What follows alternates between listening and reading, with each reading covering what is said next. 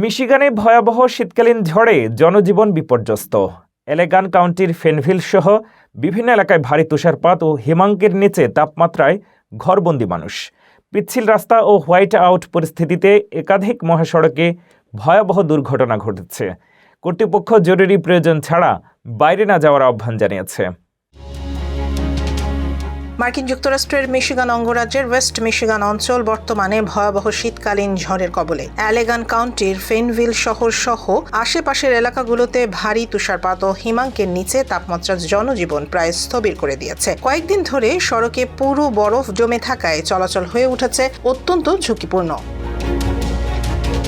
স্থানীয় প্রশাসন বাসিন্দাদের জরুরি প্রয়োজন ছাড়া ঘরের বাইরে না যাওয়ার আহ্বান জানিয়েছে। কর্তৃপক্ষ সতর্ক করে বলেছে, বর্তমান তাপমাত্রায় মাত্র 30 মিনিটের মধ্যেই ফ্রস্ট বাইট বা ত্বক জমে যাওয়ার আশঙ্কা রয়েছে। একই সঙ্গে হোয়াইট আউট পরিস্থিতির কারণে দৃশ্যমানতা কমে যাওয়ায় সড়ক দুর্ঘটনার ঝুঁকিও বেড়েছে বহুগুণে।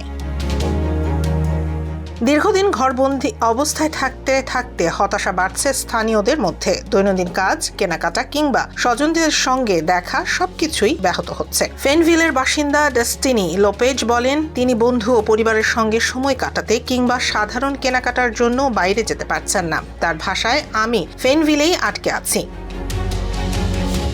এদিকে মঙ্গলবার ওয়েস্ট মিশিগানের বিভিন্ন কাউন্টিতে একের পর এক ভয়াবহ সড়ক দুর্ঘটনা ঘটে। এলেগান কাউন্টির I-196 মহাসড়কে 17টি গাড়ির সংঘর্ষের সব লেন বন্ধ হয়ে যায়, যেখানে 5টি সেমি ট্রাক জড়িত ছিল। একই দিনে কেন্ট কাউন্টির M6 মহাসড়কে প্রায় 30টি গাড়ির বড় ধরনের সংঘর্ষের ঘটনা ঘটে।